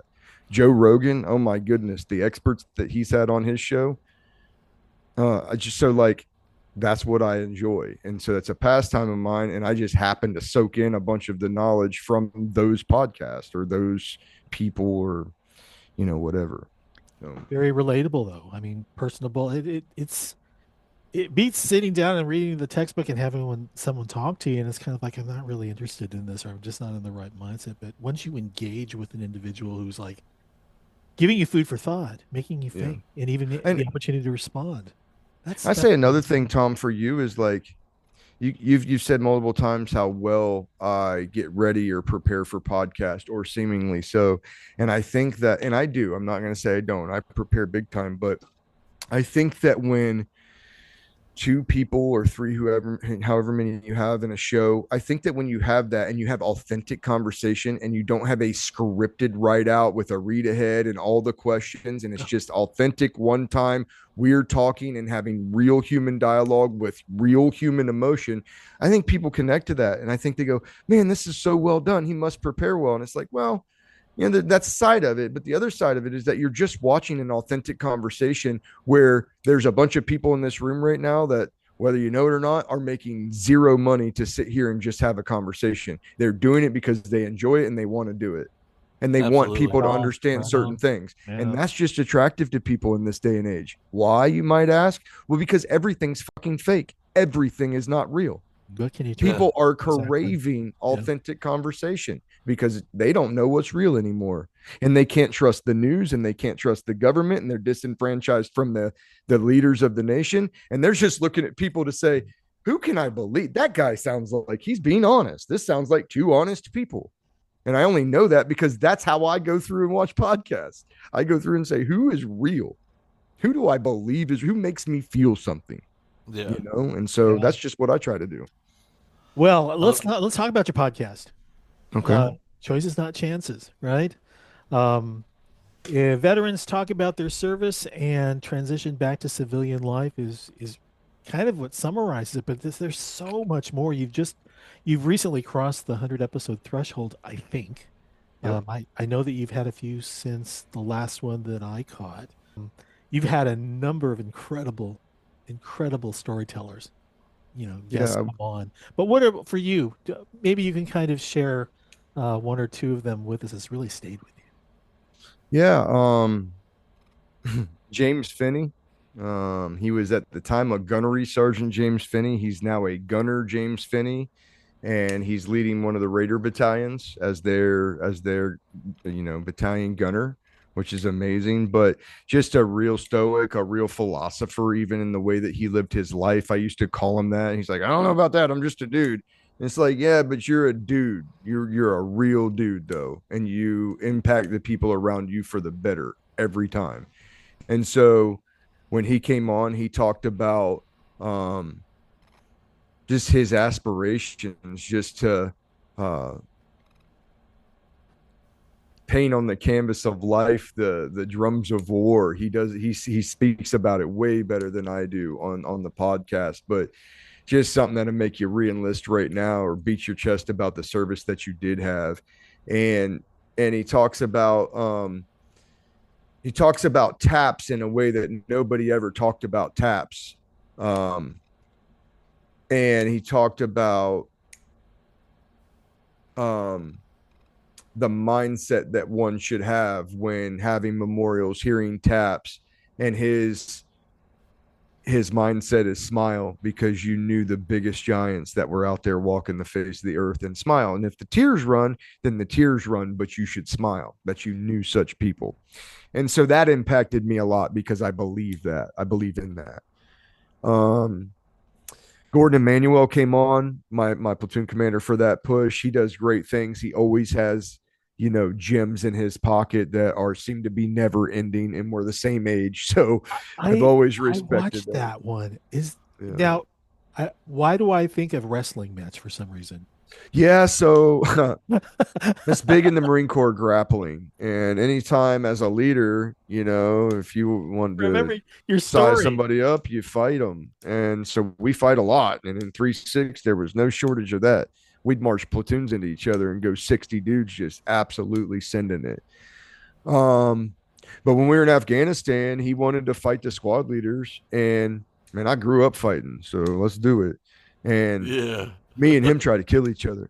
Because it wasn't like he tapped me out or I tapped him out. He beat the other people that he grappled pretty handedly, but I was trying to kill him, and he knew I was trying to kill him, and he was trying to kill me, and I knew he was trying to kill me because if it was any let up, you lost. And so we had a great grappling match, and we established some respect for one another on that level, physical level. But he was a physical fucking specimen, though, and so the fact that he didn't kill me and that I didn't kill him is probably a solid. But yeah, that was something that we did. We work out and challenge each other, but um, there were several times I was not happy with that man in combat because he would do something like run way faster than everybody else to get to a spot and have no cover, or stop in a hail of machine gun fire to go back and try to pick up a flare that fell out of his drop pouch for your accountability. And I'm like, I'm not going to say anything because you're fast as lightning, but that otherwise would have got somebody else fucked up. Yeah. But no, he was Jeez. awesome. So we had a great time talking and hashing that out.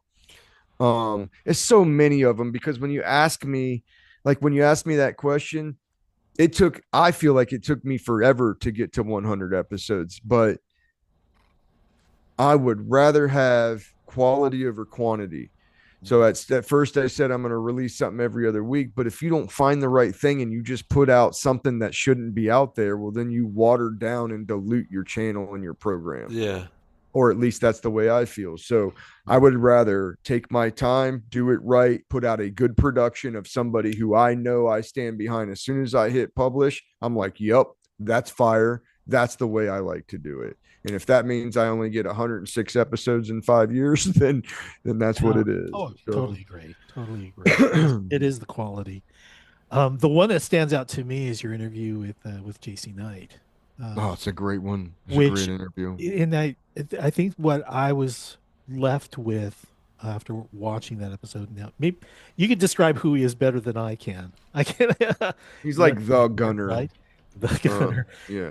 And he talked about the human side of leadership, which I found to be quite intriguing, because I thought, in the Marine Corps you do that, you did that, and it was kind of like, this goes totally against what I remember my dad telling me about the Marine Corps.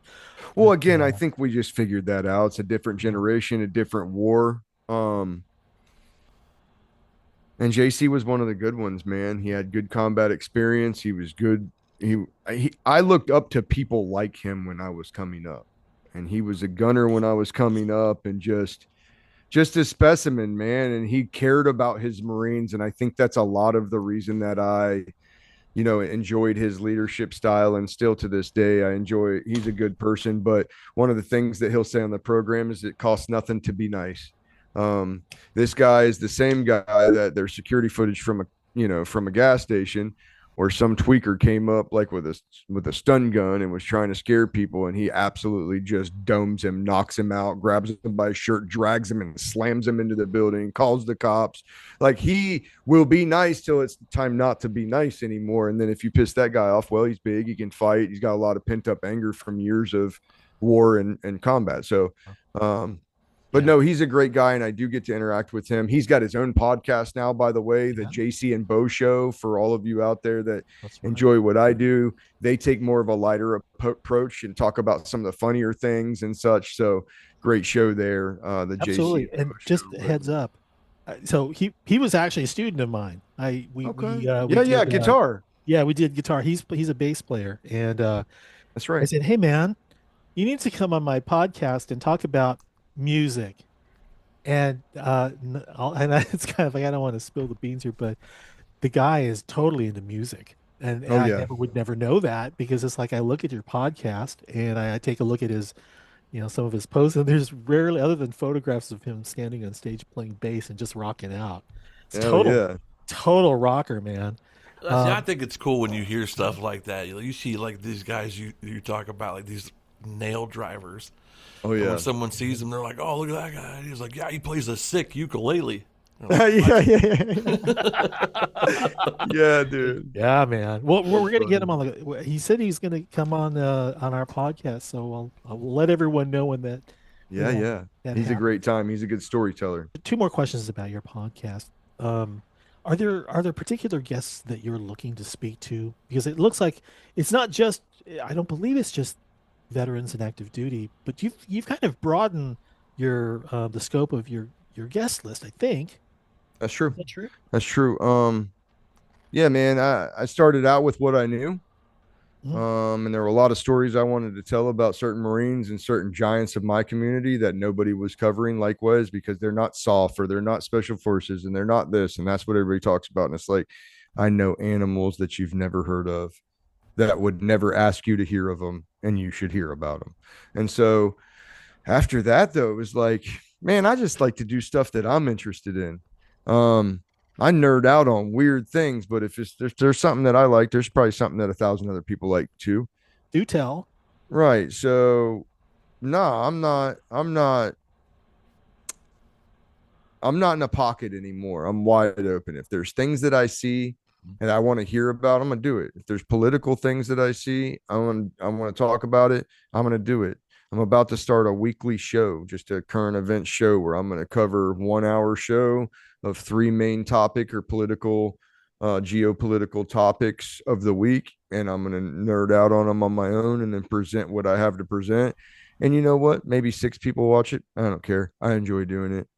And so, yeah, I've opened up the net a bit. I just had my third episode with Joe Munisteri, and she's phenomenal. She did, some of the CIA stuff and some of the world traveling stuff and some of the USAID end result stuff. And we talk about a lot of that. And That was your um, that's your latest. I think I saw clips of that that. is my Oh, latest. Yeah. intriguing. Yeah. It's really worth getting into. And I mean, we talk about a little bit of the darker side of things that are coming out through Epstein files and through different files right now.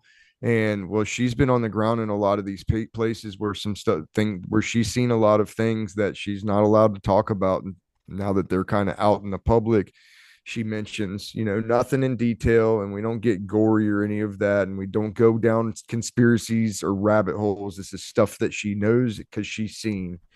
Um, but it's informative.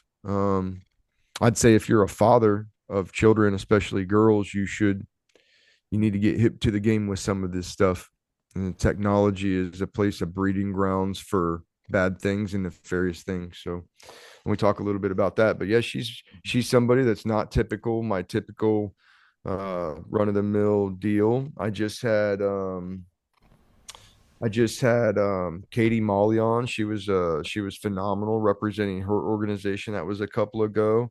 I'm gonna have a lady by the name of Elizabeth Angel coming up. We just have kind of missed. She's been in and out of the country and timelines and such. So she's gonna come up and talk about aura rings and some of these new therapeutics that are actually helping service members seemingly. So yeah, I've kind of opened it up, but it seems like every person that I interview, I get one or two good recommendations out of those people.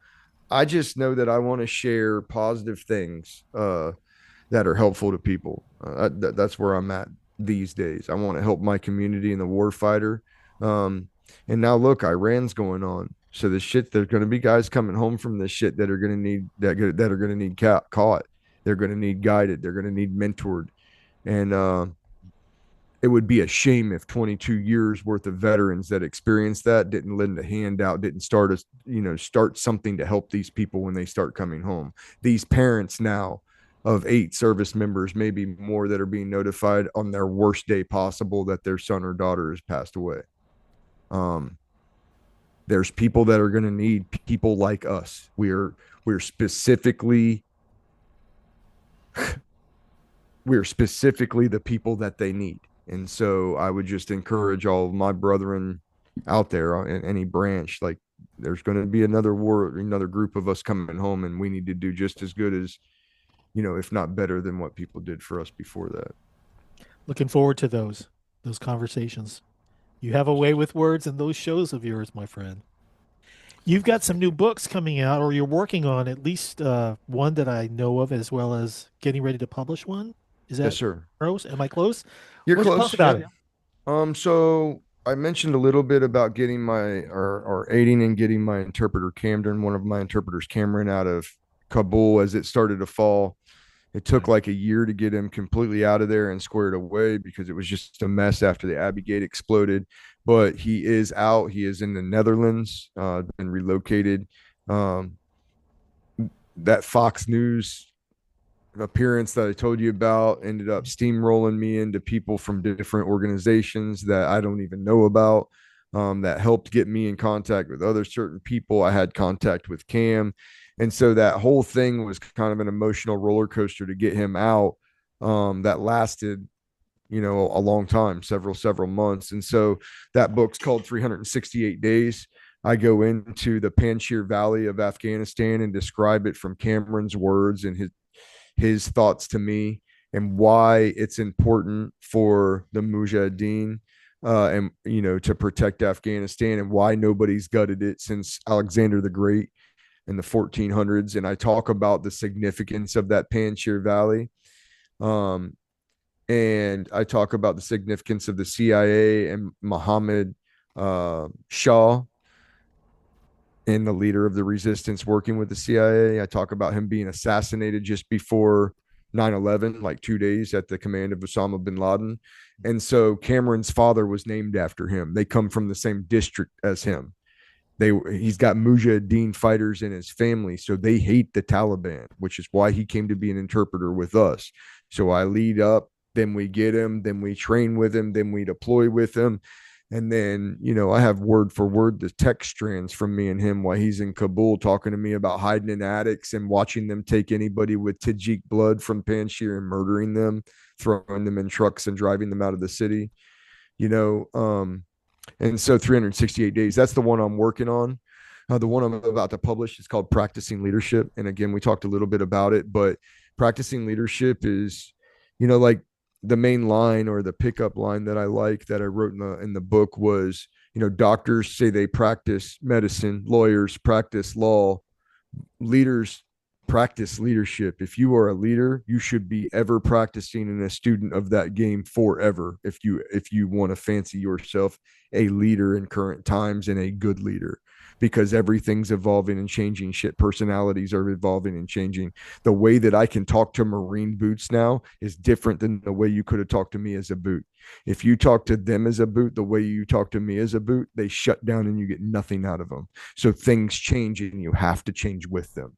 And so practicing leadership, yeah, I'm looking. I'm shopping publishers. I'm shopping out to publishers right now, and then I'll decide, kind of where to go from there. And at the end of the day, if I self-publish, it'll be done by June. So I'll be pushing that out. Ryan, hey man, we're coming up on the end of the program here. I want to give you an opportunity to just kind of share your final thoughts. Yeah, man, I just appreciate you guys. There's not enough of us to go around and share the amount of stories that should be told to people that want to listen, and everybody can learn from it. So the fact that you guys asked me, I'm honored, and it's a privilege to share time with you guys. I love your program. I love what you're doing. Oh, thanks, man. I think that if you're out there and you're listening to this, you've gone somewhere else for some authentic thought. And just, if you see something in any of these podcasts, help out the podcaster by sharing it out. Don't be selfish with the information. If you share it out, then, his circle gets bigger, which means his influence gets bigger, which means, we can all start to maybe get a little bit aligned again. And I would say also, as a final thought, like network, there's a long time I went in my life where I didn't prioritize people because I didn't trust people. Came back from the war, I didn't want to trust people that I wasn't there with. And like some of that's natural. But what I would say is you get one time at this, and people are everything, and relationships are everything. And the good relationships that you will yield from trusting people again will far outweigh the bad ones. You will have bad ones. People will burn you. But the amount of good that will come from the people that don't will far advance and influence your life for the positive. And to the Marines, hey, we training, baby. The war is on. All right. And whether we like it or not, whether we like the politics of it or not, or whether we like the leadership of it or not, it doesn't matter. We go down range together. We come home together. Train as if you're leaving tomorrow, because you're expected to be on a certain level, and you are the tip of the spear of this republic when you go down range. So train as if that's what you're doing. And that's all I got. How do people get a hold of you? Yep. I got Instagram, Choices Not Chances podcast. I've got LinkedIn, Ryan Nicholas Rogers. I've got Facebook, Ryan Nicholas Rogers. I have TikTok, Ryan Rogers Speaks. I have the YouTube channel. I'm not going to give you my phone number. If you send me an email on the website, choicesnotchancespodcast.com, that's a GoDaddy link. If you send me correspondence on there, I always try to get back to folks about that. And yeah, I think that's most of the ways you can get a hold of me. That's on Amazon.com, Lions of Marjah, self-published, Amazon.com, KDP. Are you still sending out autographed copies? Because I got it. I am. If people reach out to me, I will sign a copy. You'll get it for the same price with the signature as you would pay on Amazon without the signature. So if you reach out to me on any of the social medias, you send me a message request, send me an email, get on GoDaddy and send me a note, and I'll be sure to sign them up and get them out to you guys at my earliest convenience. Ryan, thanks again for joining us here at the round table where heroes talk, and to everyone listening, thanks for being a part of the conversation. When we return, we're going to be joined by two incredible guests who dedicate their work to helping veterans rediscover their voice, their identity, and their strength through artistic expression. In that conversation, we're going to explore how art is helping warriors heal, why creative expression can reach places that words sometimes can't, and the inspiring stories that come from giving veterans the space to create. So Danielle Calseth is a music therapist there. I have direct experience working with her both in some community outreach stuff, whether it be the Chris Kyle Patriot Hospital, the Fisher House, the domiciliary in Anchorage, and they've even out into the Butte and the Valley area. Danielle is, I mean, she's an amazing person. The capacity of her heart, man, it really it knows no bounds. She's in it for every single person. She's, for a long time it was just her, and now she's gotten some help, so she's being able to kind of find herself in a position where there's more growth now, that's taking place because there's more people coming to the fold to help out. And there's also one other thing that I remember us talking with our previous guest, James Hastings, who's also up there in Alaska. Mm-hmm. But the number of veterans in that area in Alaska, it's quite popular. There's so many veterans. I believe that James had made mention that it is I believe it was the largest amount of veterans in a kind of in a certain area up there that like you walk out your house and throw a stick, you're gonna hit a veteran. You know what I mean? But I didn't know that. That's interesting. The creative arts is coming so far, and she's bringing another guest with her, Logan Walton. Now I do not know Logan. I don't have any experience with them. I do have some experience with art therapy, but I'm really excited to see what Logan's bringing to the table. So, I mean, the number of artists that we've already interacted with, right? Yeah, and the connection that they have towards, the creative arts, whether that's, like Tommy in Battle Creek, Michigan, using poetry as a form of creative expression to connect with other people who may feel the same way. Mm-hmm. Or whether it's, Devin Stewart up there in Alaska, digging the hole down to the center of the earth to find that one person that says, hey, man, I don't know how I can do it. And Devin says, I've been there, man. Follow me. Mm-hmm. The sure, just caliber of people that are out there. I'm so damn excited. I'm so happy that I get to see them and share their stories with everybody. So that's what we have in store for next week. We're just gonna keep doing what we're doing, Yeah. And we've got so many more really entertaining and interesting artists coming in the month of April, May, June, and if I can say that it goes beyond the music. There's a lot of art, a lot of book writers, sports enthusiasts. I mean, everyone that's out there. If you got a story to tell, you should let us know. Yeah. And here's the thing. I want to say this to everyone that's listening. As much as we love music and we love art, we love helping people. Part of helping people is giving you information that we obtain by having conversations where critical thought takes place. If you're listening to this right now and you're unsure what to do, and your veteran spouse is experiencing some of the symptoms that are indicative of traumatic brain injury or post-traumatic stress disorder, we want to not only provide you with people in the community who are doing great things and connecting people in the community. I want to provide you with some information on things you can recognize in your loved one, and potentially provide you with information that can get you help, both of you. So while part of this is to entertain, I would be remiss without saying that there is a driving force here to educate. So The Hero Stock mission, right? absolutely. All right, everyone. If you've enjoyed today's episode, be sure to like and subscribe our podcast on the Hero Stock Nation Podcast Network at herostock.org and wherever you stream podcasts, including Amazon, Spotify, and Apple.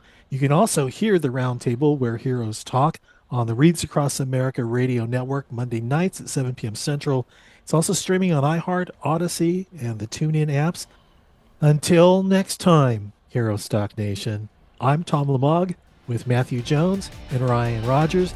Keep the conversation going and keep honoring our heroes.